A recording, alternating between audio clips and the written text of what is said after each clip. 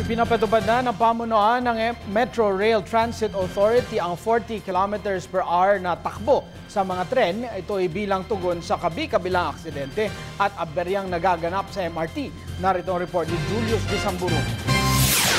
Mahigpit na ipatutupad ng pamunuan ng Metro Rail Transit Authority ang 40 km per hour na takbo sa kanilang mga tren. Ayon kay LRT-MRT spokesperson Atty. Hernando Cabrera, isa lamang ito sa nakikita nilang solusyon upang hindi na maulit pa ang kabi-kabilang aberya at aksidente sa linya. We're not saying na ito na yung permanent na speed natin. Ang sinasabi lang namin is pansamantala lang ito habang nagre-rehabilitate tayo. In the case ng MRT3, ginawa natin ito habang magre-rehabilitate pa lang tayo ng mga tren at ng mga system natin.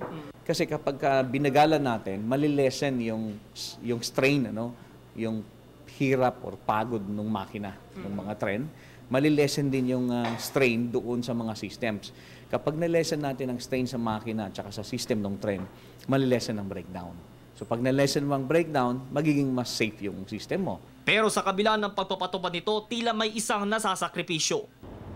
Aminado ang LRT at MRT na madadagdagan ng 7 minuto ang biyahe ng isang pasahero kung ikay manggagaling sa kada end station. Bukod dito, magkakaroon din ng matagal na pag-iintay ang mga mananakay dahil naman sa interval ng mga bagon na manggagaling pa sa iba pang mga istasyon. Mas mainam naman, ani ng tagapagsalita ng ahensya na unahin ang kaligtasan ng mga tumatangkilik sa linya. Force tayo to choose between safety at saka convenience. So lagi mangingibabaw na ang pipiliin natin na safety. The reason for this is that kapag binagalan kasi natin yung tren, una, alam natin, lagi namin sinasabi ito na yung mga tren natin may kalumaan na, kailangan na ng rehabilitasyon, kailangan na ng upgrading. Yung ibang systems natin sa linya, ganun din. Hati naman ang reaksyon ng mga regular na pasahero ng MRT sa kautosang ito ng ahensya. Nagawa naman ng ahensya ng gobyerno na papabuti ang serbisyo ng MRT, LRT. Pero pag sumasakay kayo, nagkakaroon ng aberya o wala naman? Yung pagbibiglang tigil lang. Ang biglang tigil lang. Mahirap din kung malilate. Dapat doon yung maintenance ng LRT, walang trouble. Yan ang maintenance ng MRT. Pagbasihan natin yung LRT, hindi naman tumitirik. Opo. Bakit yung MRT kailan lang? Opo. Dapat yung maintenance ng LRT, dalhin sa MRT.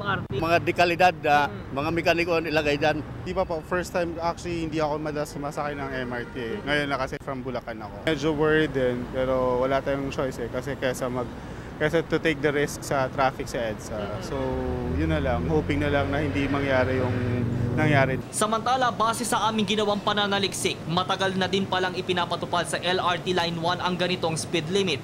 Ito ang siyang tren na bumabiyahe mula Roosevelt hanggang Baclaran.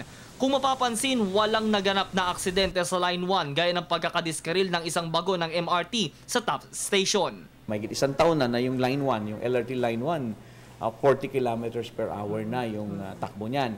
And napansin namin na kapag mabagal, habang may problema yung system mo, nalilesen yung breakdown. So wala kayo nababalitan masyado ngayon na breakdown ng Line 1. Sa Line 1 naman, ang problema kasi is luma na yung mga relays, 30 years old na. So ongoing ngayon yung process ng train replacement. So habang hindi pa napapalitan lahat, nagkakaroon tayo ng speed restriction. Pero bottom line lahat nito is safety. Yun lagi ang Ipagpapatuloy naman ng LRT at MRT management ang pagbibigay ng maayos na serbisyo sa publiko.